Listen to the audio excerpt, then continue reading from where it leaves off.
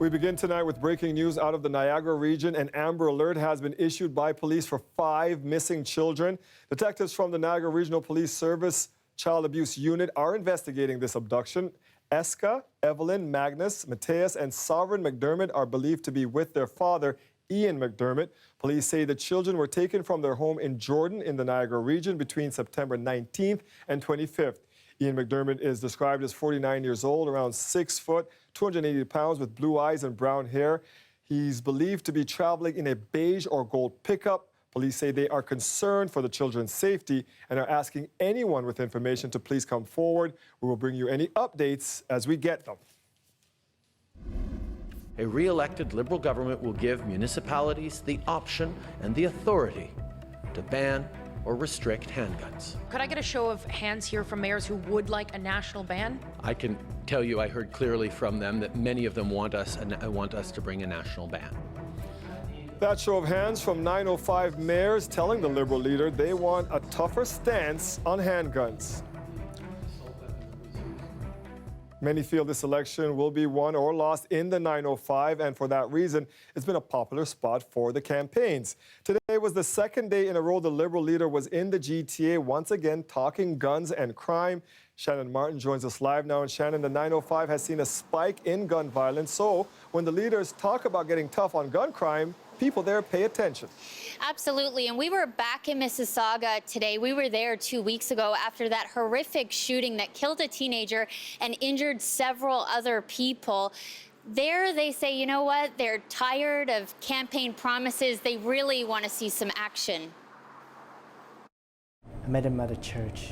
The end of last May was the last time I gave him a hug. Pastor Delroy Sherman shows us a memorial, flowers and candles that still burn in memory of Jonathan Davis. In September, just steps from home, the Mississauga teenager was shot and killed. A group of 7 gunmen opened fire using semi-automatic weapons. Davis was an innocent bystander. I'm standing here today and saying that enough is enough. Today, Liberal leader Justin Trudeau surrounded himself with GTA mayors, repeating his pledge to ban assault rifles across the country. If re-elected, he says cities would get more power to restrict or ban handguns. Could I get a show of hands here from mayors who would like a national ban? I can tell you I heard clearly from them that many of them want us to bring a national ban. If you take a look behind you, all those people are saying national ban. You heard it from the medical professionals, so why not go that route? We are taking the strongest step in Canadian history to move forward on tougher gun legislation. And the choice in this election is, do we move forward on strengthening gun control with the Liberals, or do we go with the Conservatives who want to weaken gun control? Mississauga's Mayor Bonnie Crombie, who joined Trudeau on stage, says a cross-country ban would be better, but that's only part of the solution. We need strategic and targeted programs for our youth. We have to look out for our youths in the community.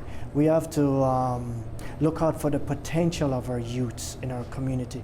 If we turn a blind eye to their potential, we're going to have more violence. Pastor Sherman says federal leaders should visit the communities struggling in the aftermath of gun violence. We are the ones that are closer to families. We're the ones that are closer to mothers that have lost sons. The NDP announced its plan to tackle gang violence over the weekend, promising $100 million over 5 years, money that would go specifically to youth to keep them out of gangs. As for the Conservatives, we know that they have said they are against a handgun ban, but Andrew Scheer has said that he would keep guns out of the hands of people who can take part in violent crimes or are convicted of gang activity. Dwight. Thank you, Shannon. Now, the shooting Shannon mentioned happened in Peel region, and solving it will no doubt be a high priority for Peel's new police chief. This moment is really about celebrating this organization, the history, the tradition and best practices that it has had, but it's also the mark of a new page. Ladies and gentlemen, Nish Duriapa was sworn in today. Duriapa joins Peel from Halton Police, where he served for 25 years. He becomes the 7th chief in the service's 45-year history and the first person of color to hold that position in the region. A huge financial gift today that came out of a huge loss. We've raised 3 times our goal as kind of representative of how the impact that Juliana had on this world. It's heartwarming and surreal to us that so many people want to help and that this funding is helping keep her name and her memory alive and continuing to spread kindness, which she embodied in everything that she did. The family of the Danforth shooting victim, Juliana Kozis, is donating $75,000 to a local organization that helps children deal with grief. Following the deadly shooting last summer, the Kozis family started the Just Do Kindness Foundation. The donation was presented at a ceremony this morning at the Markham Civic Center. The money will go to Dr. J Children's Grief Center, which supports young people dealing with death and loss. When you leave your dog with a dog walker, you expect them to be safe. But we meet one woman who witnessed her dog getting hit by 3 cars while it was under the care of a dog walker. I'm really frustrated and like really hurt to know that someone who was supposed to be taking care of my dog, who's essentially a family member for us, took it so lightly. We trusted her. I'm Talia Ricci, and coming up, we speak to other customers who say it's not the first time something like this has happened with this company. So she basically lost my dog and didn't tell me about it.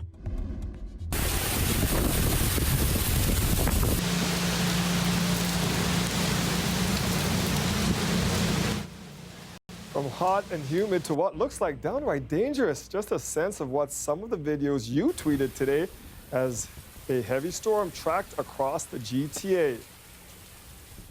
And before it came, I heard you talking to the producer about I need some extra time for weather tonight because this was heading our way.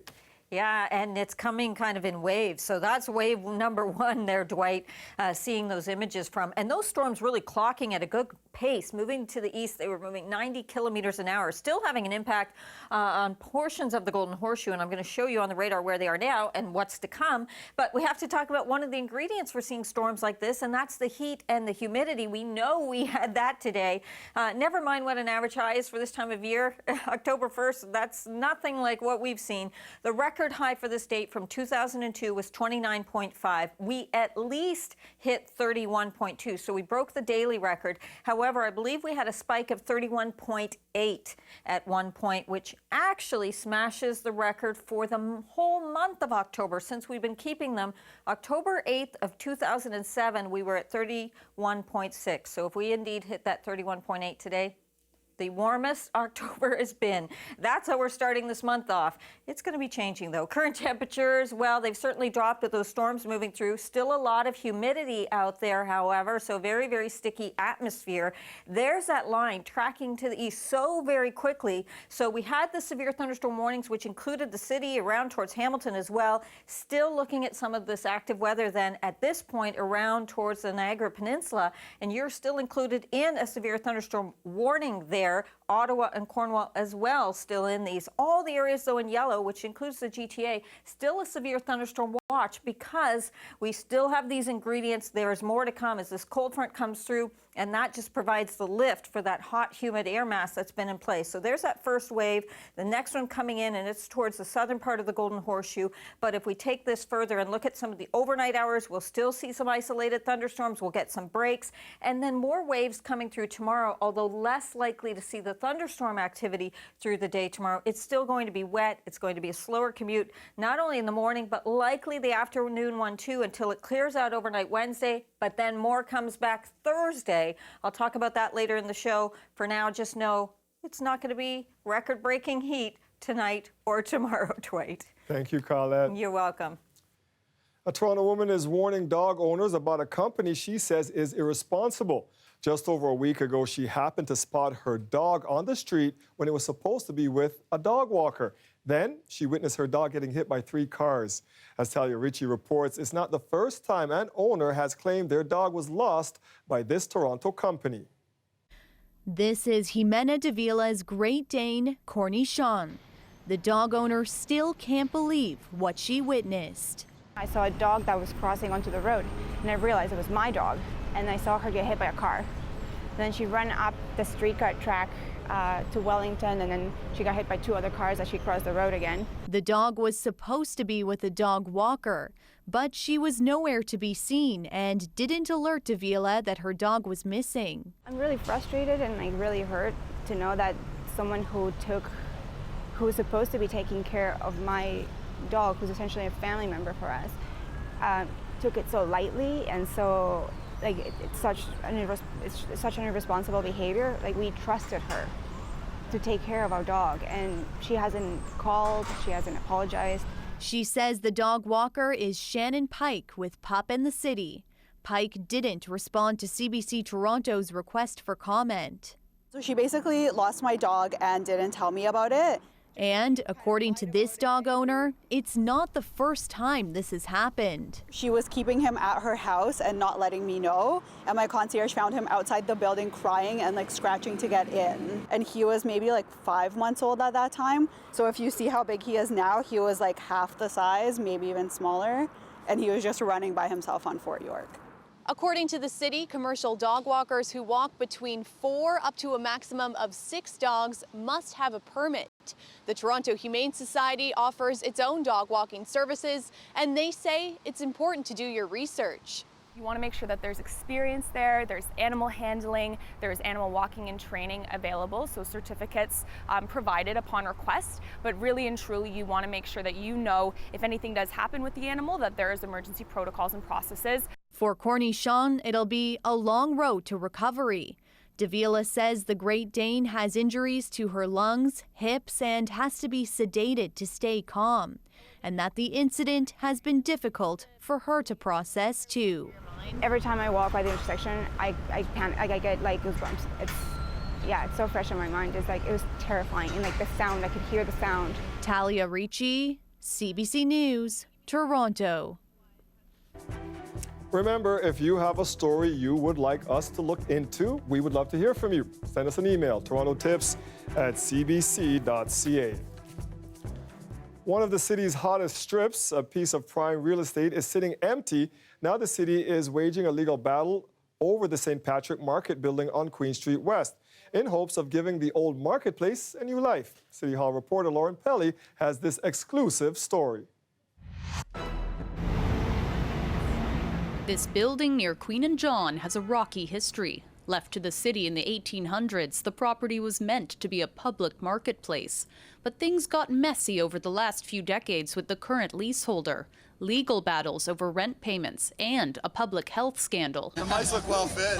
A family of mice caught on camera munching on a vendor's baklava. This is what the former St. Patrick's Market looks like now. There's dirt and graffiti on all of the windows. And if you want to get inside, good luck. There's a big gate blocking each of the entrances and a padlock, so you definitely can't get in.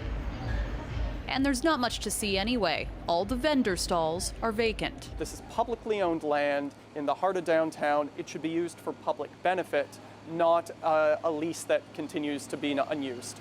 The city has now applied to end the current tenant's 50-year lease, which still has 2 decades left. Court documents filed by Toronto's legal team allege a company called Market Inc. continues to breach its duties to operate the market building as a mini food market. This has been 11 years in the works. In fact, this was a legal matter around the lack of payment of rent back in 2008. In 2014, the city looked at this yet again because the site was vacant yet again. The leaseholder, George Friedman, told us Market Inc. is remaining committed to this project, saying all the rent has been paid on time, always, and he doesn't understand the city's motivation. Just here north of us is the Harrison Bath swimming pool. The area's councillor says it's clear. The space is a prime spot for redevelopment, with a swimming pool and this public park just north of St. Patrick's Market. This historic building, which is just spectacular, but has been sitting vacant for years. And so we have an opportunity here to revitalize public land for people. If you had your way, what would you try and do with an empty building like this? Well, I've seen lots of stores come and go from this building. It's not very lucky for marketing, or not marketing, like retail. So I think I would probably make it some kind of activity center. It's a busy street, so probably a food joint or a clothing. Really a community center, which would be really cool since it's right by OCAD. All those ideas are possible, but bringing this building back from the dead means the city will have to win in court. Lauren Pelly, CBC News, Toronto. There's a new bridge open in Liberty Village, and it's been a long time coming. What makes this one the first of its kind coming up? Okay, imagine the street where you live lined with hanging cable wires. For months, that was the reality for people on Baymore Boulevard in Scarborough. People living there say their complaints were ignored. As Farah Morelli tells us, it left residents with a lot to untangle. On Baymore Boulevard in Scarborough, this has become an all-too-familiar sight. Wires hanging from poles, wrapped around trees, and buried in the grass. This stretch is the worst, but it goes all the way around. It's in my whole neighborhood. It's gotten so bad, Karen Luck avoids walking down her own street. I won't bring my daughter down here because she's too small, and I don't want her around cables like this that she could get touching or wrapped up in, tripping over. These are internet cable wires from companies like Rogers. They're supposed to be underground. No one from Rogers would speak to CBC Toronto for an interview. But less than 24 hours after we reached out to the company, its crews were on site, burying the cables. In a statement, the company said the wires were hanging above ground because of construction in the area. It said in part, construction on behalf of Toronto Hydro required us to install temporary lines to provide uninterrupted service to the neighborhood. As the construction progresses, we will be installing permanent lines, and in the meantime, work has begun to improve the temporary ones. We thank our customers for their patience. Still, it's unclear why the wires were left hanging like this. The city does have rules for temporary wires. They have to be 4.5 meters above ground. It said the expectation is that temporary wires will eventually be replaced with permanent services that run underground, and that it does take complaints seriously. Luck says she did reach out to the city and her city councillor, but nothing happened. Today, she says she's happy to see the wires being buried, but I feel frustrated that Rogers would let this go on all summer when they need less than 24 hours notice to get it together to come and bury these wires. Farah Morelli, CBC News, Toronto. Still ahead, protests take another violent turn in Hong Kong on the 70th anniversary of communist rule in China, with a shooting caught on camera.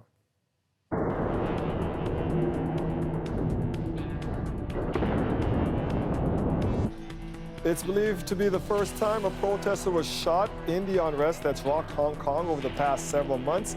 We'll take you there for the very latest, plus how today's anniversary is being marked here in Toronto. That's coming up after the break. The weather update is brought to you by Train Extreme Conditions Testing. It's hard to stop a train, really hard.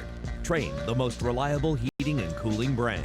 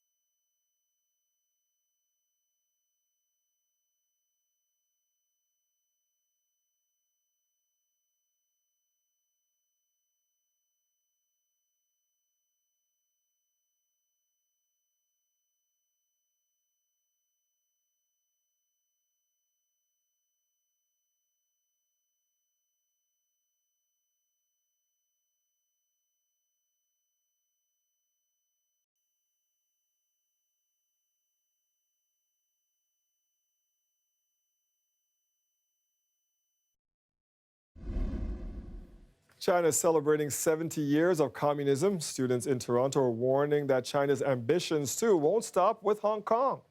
Hong Kong is like a sort of mirror ball for what's going to happen to the other countries. I think once Hong Kong falls, China will be emboldened in their attack on freedoms, and they'll probably exert their influence in other places. A small group of protesters taking to the sidewalk outside the U of T today. They gathered to support 4 pro-democracy protesters in Hong Kong. They also want Canadian officials to start speaking out against China's actions. In China's capital today, there was an enormous show of fireworks and force.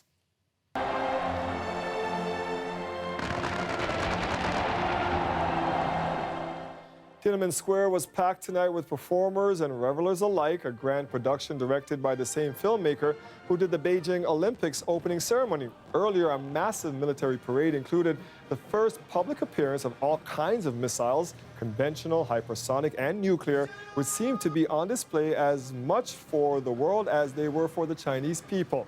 In the semi-autonomous Chinese territory of Hong Kong, though, this anniversary was also marked by an escalation of violence between police and protesters.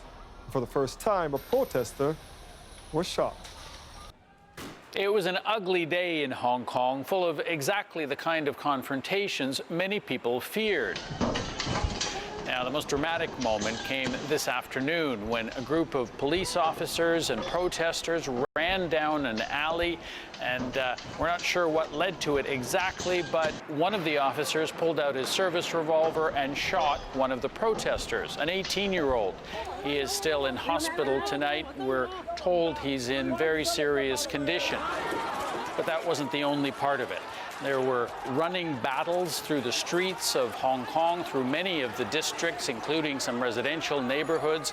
Some of these turned into fist fights, and also there were firebombs thrown by the protesters at the police and at buildings that were set on fire. A lot of violence and destruction throughout the city, but it didn't actually start that way. Earlier today, there was a protest march through the center of Hong Kong. More than 100,000 people came out. It was very cheerful, it was sunny, and it was very peaceful. But soon after that march ended, things started to fall apart, and the city went to chaos. In fact, tonight, Hong Kong's police chief put it this way. Our National Day is supposed to be a day to celebrate and be happy. But unfortunately, some rioters choose to do all these sorts of criminal damages. As for the protesters, they're still insisting on their demands. They want more democracy here. They also want an inquiry, an independent inquiry into what they call police brutality over the past 4 months. One thing is clear, though, this has been the most violent day since these protests started back in June. Sasha Petrusik, CBC News, Hong Kong.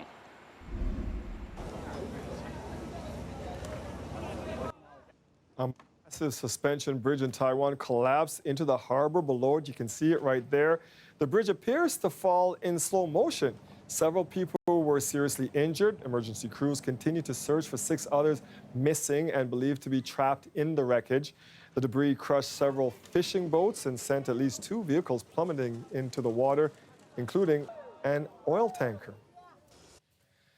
It's been years in the making, but a new pedestrian bridge opens in the city today. The Garrison Crossing connects Fort York with Trinity Bellwoods. And as Linda Ward reports, residents say it's already making a difference.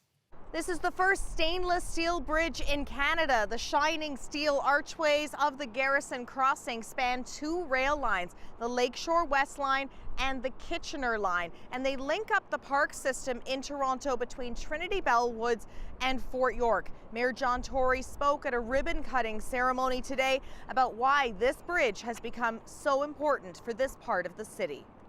Creates a vital new connection linking the park system between Trinity Bellwoods in the north and the Fort York grounds in the south. And it connects, and this is probably the most important thing, it connects vibrant, growing local neighborhoods around King West, Liberty Village, and Fort York. But this smooth passage for cyclists and pedestrians hasn't been without its roadblocks. First proposed in the early 2000s, it was canceled by City Council for being too expensive.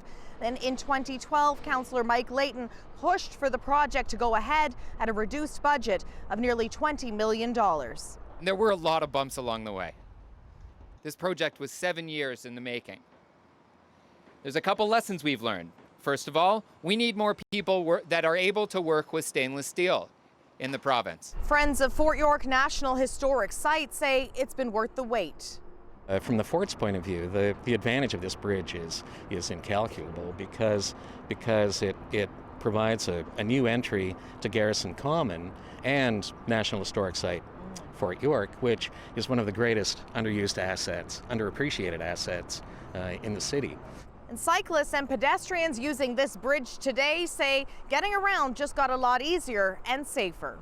It helps me very good because it's very easy to come to go to my son's condo. I'm happy. Road safety, number one. So I feel a bit safer coming this way from where we are in Trinity Bellwoods down to the water on a safer route. It's a beautiful structure because sometimes we don't always choose attractive infrastructure, so that's nice to have. Also, very concerned about road safety lately.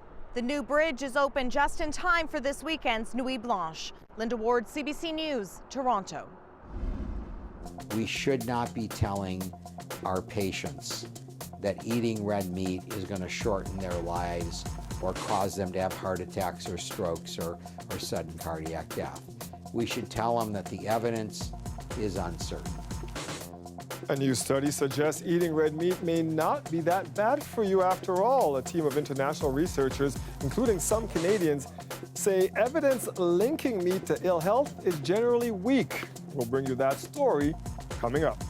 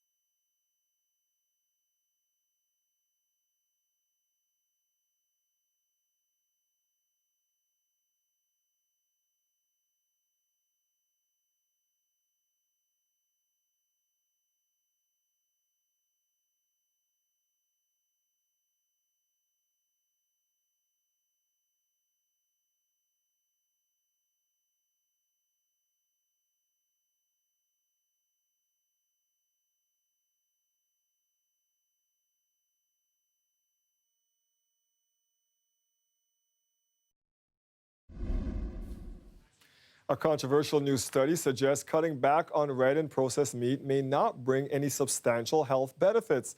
The research says the related risk of cancer, diabetes, or heart disease is not clear. As Vicadobia tells us, the findings have turned decades of nutrition advice upside down. Slow cooked to perfection. Who can resist? John Vasallo tried to. I actually went vegetarianism for a while, but then decided I don't think that's the right thing to do. I think meat's okay when in moderation. We've all heard the warnings from organizations like the Cancer Society to Health Canada to keep an eye on how much red and processed meat we put on our plates. But a team of international researchers found, after reviewing years of data, that cutting down has no clear health benefit. Based on the research, we cannot say with any certainty that eating red or processed meat causes cancer, diabetes, or heart disease. The study concludes most people don't need to change how much meat they eat. It's a finding attracting sharp criticism, the most prominent from Harvard School of Public Health, which calls that conclusion irresponsible and unethical. Even 3 people on the research panel had a problem with saying that it was okay to keep eating red meat, which another author accepts. But everybody on the panel agreed it's a value and preference sensitive decision. It's not a slam dunk. It is reasonable for some people to say yes, reasonable for some people to say no. Nutrition research has long been controversial and open to interpretation or reinterpretation, leading to conflicting advice. We used to be warned away from saturated fat. Now the science says it's okay in moderation. But this conflicted research comes at a price, according to this cardiologist. So either we need to produce good data or we need to stop arguing about these things, because otherwise we're just going to be putting out studies that contradict studies that came out the week before, and that's just going to make the public and most of the medical community just cynical about the whole process. This latest research is unlikely to change any minds about the risks of red meat, but it shows there's still a hunger for that answer. Vicadopia, CBC News, Toronto.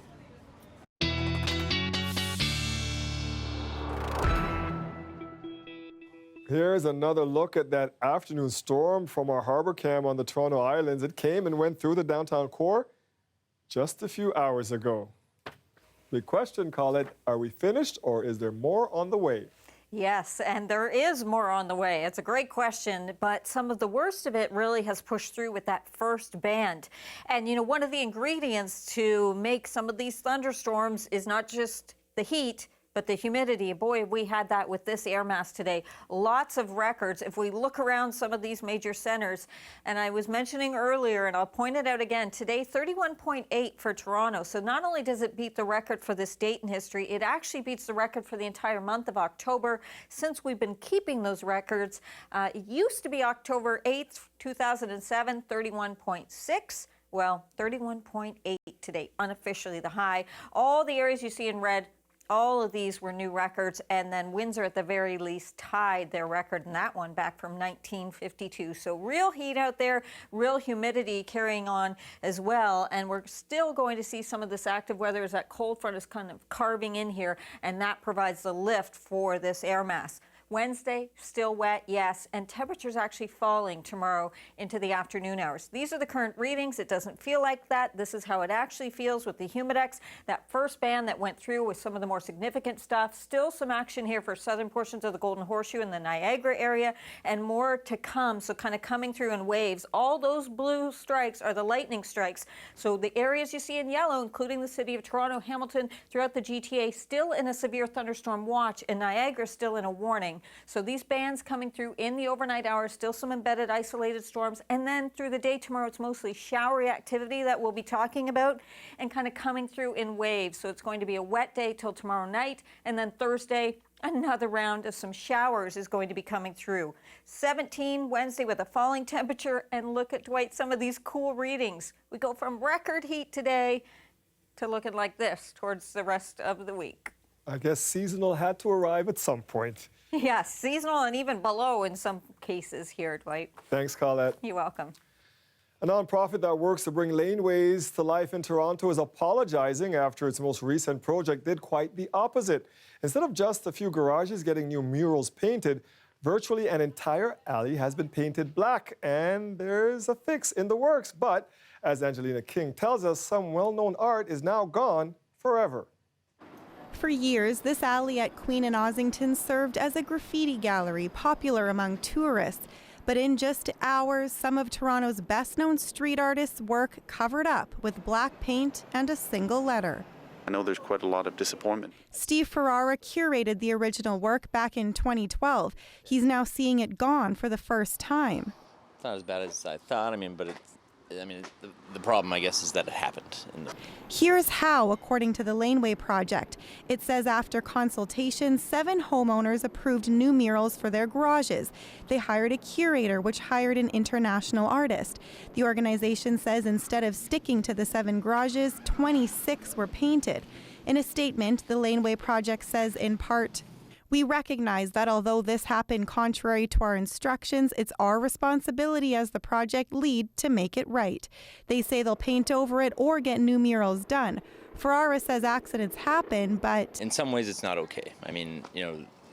There is a lot of history here. There's, writers like Spud who have been here for years, and he got, hit the most.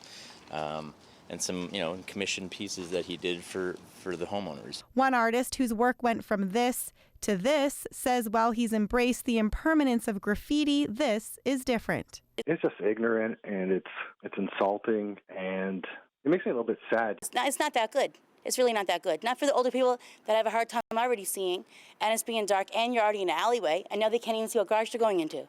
While she's upset the existing artwork is gone, this homeowner actually signed up for new art, but his garage, for some reason, didn't get painted. I was quite excited about getting some art, contributing to the scene. I was quite disappointed that it didn't happen. Ferrara says there are plans to get as many of the original artists back together to create new pieces with homeowners' approval. He says that could happen as early as this weekend.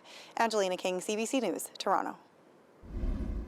Would your government commit to closing some of these loopholes to make sure that the playing field is level for all Canadians, so that when we need to buy a home, that we need $200,000, not $400,000 in another 5 years because of the pressures of the foreign buyers buying up the real estate in our country? It's Andrew Scheer's turn to face some undecided voters. His answer to that question after the break.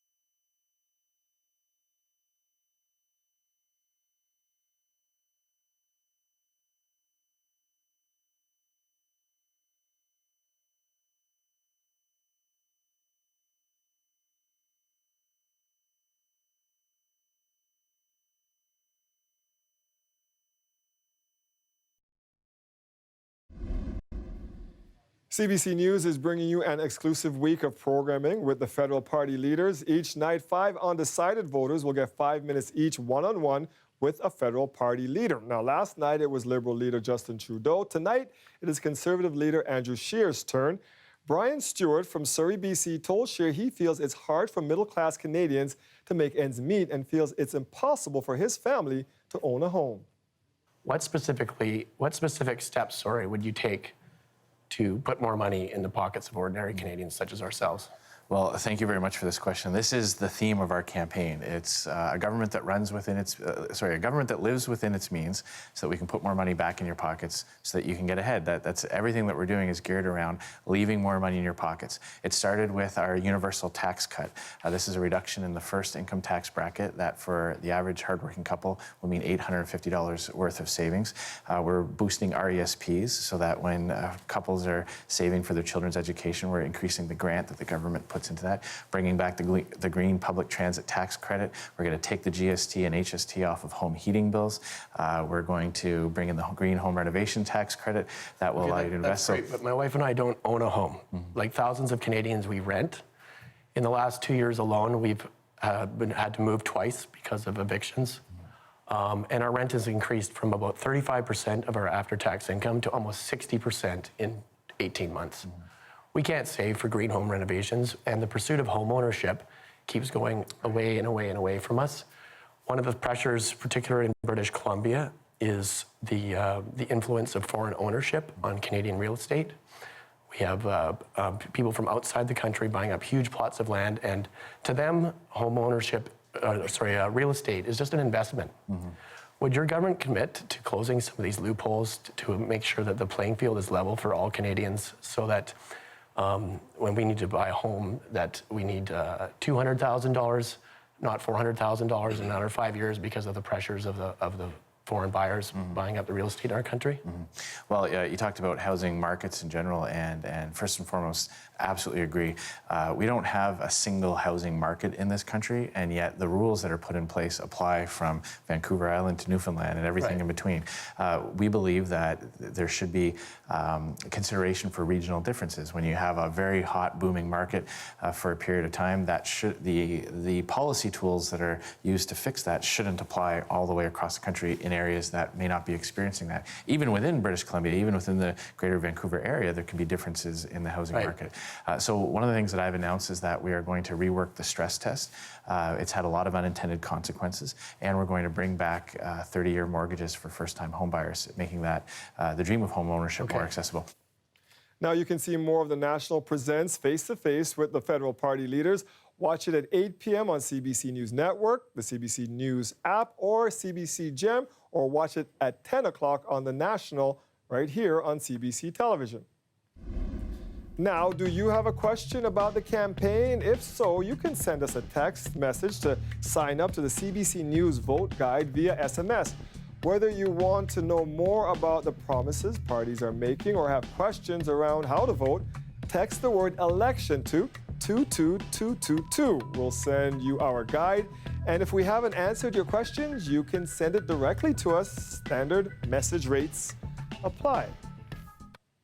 For some, election campaign posters can be an eyesore, but for people with vision issues, they can be downright dangerous. Now, a local organization in Montreal is highlighting this problem, and as Jayla Bernstein explains, they're reminding candidates across the country to be mindful. Navigating Montreal streets is challenging enough with construction, detours, and traffic at every turn. Jérôme Plante says every day is full of surprises.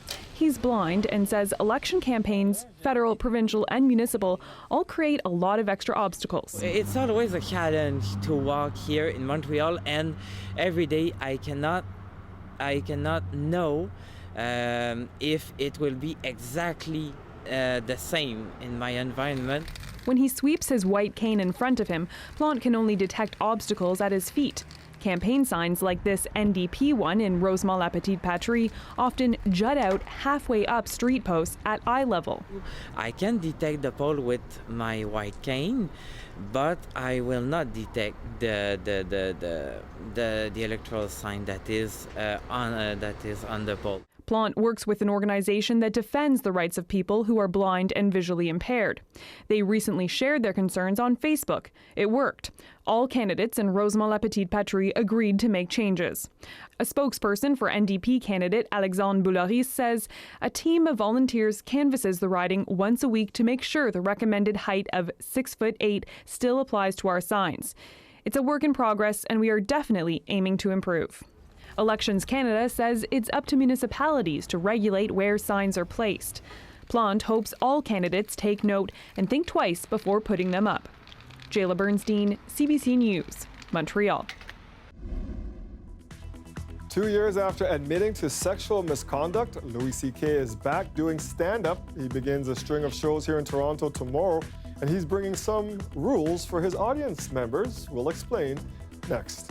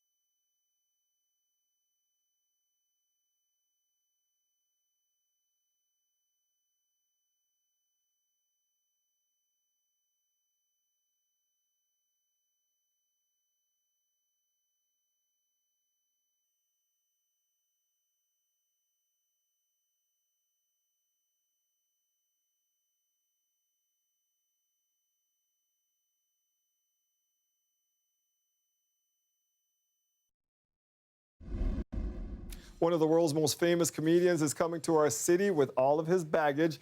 Louis C.K. is taking up a 5-night residency at Yuck Yucks in downtown Toronto starting tomorrow night. It's his first time here since admitting 2 years ago to sexual misconduct involving several female colleagues. Yelena Adzik joins us now. Let's start with who's going to the show. How are ticket sales? They are healthy if you're the venue. Sold out. The shows are sold out. We're talking about 5 nights, Dwight, and overall at least 7 shows because a few of those nights he's performing more than once. And so clearly, you know, there is a demand for tickets. And when you take a look, for example, at some of the shows that he's been a part of, everything from, you see that opening monologue that he did for SNL, his own show, Louis, the movie Daddy, I Love You. It's a really good reminder that this man was at the height, and then as that incident, those various incidents happened that you mentioned, Dwight, a couple of years back, really things took a downturn for him as far as his shows and his career. A lot of people would say things took a downturn for the women that were involved as well. And, you know, he did admit to that. He was one of the few people in this whole banner of Me Too that really came out and said, I did do that, and I'm sorry, and I feel like I really understand what I did that was wrong. But it wasn't enough for a lot of other people because they're saying, well, listen, that's all well and good, but you need to do more than just lay low for a couple of months and then start showing up, which he did in New York. He had a show that was there not that long ago. And now these ones, though, as you say, the first time that we're seeing him in Toronto. The movie that you're looking at right now, Daddy, I Love You, this was supposed to premiere at TIFF, and this was around the time when all these Yes, I think you covered it. I remember. I did cover it, and we so that not only did it not get airtime at that point, but then it got dropped from being shown in theaters. So yeah, it certainly did have an impact. And when you take a look at some of the tweets that are out there, I'd say overwhelmingly, it feels like a lot of people are saying, really, is this fair to do? Why? Think of the staff, for example, if any women work there and they might feel offended. And then a few things like this, for example, what would George Carlin have to say about this guy? Yuck Yucks is out on a limb here, not sure. Guess he thinks Canadians will be more accepting of his sex crimes. Louis C.K. Banning phones, note-taking at an upcoming concert, at his Toronto show, rather. Now, another one to show you, this one is that him being booked in Toronto is seriously disheartening. If cornering women and forcing them to watch you relieve yourself on several occasions is not career-ending, I'm not sure what is. So Wow. there was, a hashtag with disgraceful on there. So some people feel that they're saying free speech is important, and that is certainly the statement we're getting from Mark Breslin. He is the owner of the Yuck Yucks nightclubs, and he says, quote, "We want them to perform without scrutiny. We don't censor artists." And so he says that he realizes that this will be a bit controversial, but the fact of the matter is the shows are sold out. I will say that there are a few people also saying online that they're looking forward to this. They have always loved him. They still love him. But I couldn't include those tweets because they just happen to have a lot of profanity. But there are a few of them in there. The show might have some profanity, too. That is quite possible, yeah. You mentioned rules and restrictions so for the audience members? This is interesting. Now, it's not unheard of that they would say that you can't bring in your cell phone, you don't have recording. They're doing that more and more with all kinds of comedy shows. More so stateside, I say, than in Canada, but it is happening here, too. What is a little bit more or less common to see here is that line, no note-taking. So no one's allowed to be in there taking any notes. My colleague, Deanna Sumanak-Johnson, is actually going to go to the show and do some reporting on this. And so she will have to just kind of do this by memory, of course, and then come out and she'll be talking to the various people. So we will know right away what the content of his show is like, because as we know, he hasn't really strayed away from being controversial even after his apology. So really, this is an interesting conversation, I think, for people to be having. At what point does someone like Louis C.K., who has officially apologized, at what point, does he get back in the good graces? I will say, Dwight, that Netflix, for its own part, although they said that they're not going to work with him in the future, if you go on there right now, you will see it. Still there. That's right. At least 3 shows are there. So it's a really interesting conversation. There'll be protesters tonight. Thank you for that, Yana. See you soon. And dada, now he's a super cat, man, are you a dan dada? With him to stop and the boy with the bomber. Me link up ninja man, front teeth with a hammer. They couldn't wear me fireman, it is a typewriter. It's a song that won him a Grammy back in '92, and today's 66-year-old reggae artist Louis Rankin is being remembered after he died in a crash involving his car and a transport truck near Shelburne yesterday morning. OPP are investigating the cause of the crash. Rankin's verified Twitter confirmed his death. Since then, tributes have been pouring in for the Jamaican dancehall artist turned actor. Celebrity DJ Khaled shared these videos on social media, including a personal video of his friend. I know DJ Khaled over 18, 20 years now. When I met Khaled, Khaled was a DJ. And look where that man reached. That man flying his own plane. Khaled writes, "Bless up my brother, long live Louis Rankin." Rankin has appeared in films such as Belly, Shatas, and We Run the Streets. The original Don Dada, as he was called, lived in the city and was also a big fan of the Toronto Raptors. Hi, I'm Arthur Simeon, host of Accent on Toronto 2019, CBC's annual comedy showcase right here at the Danforth Music Hall. I'm going to be here with Toronto's top comedic talent on Wednesday, October 9th, 2019. Please go get your tickets today. Tickets are available at Ticketmaster. Please go get yours today. No, I mean like right now. Like go. Like right, go get. All right.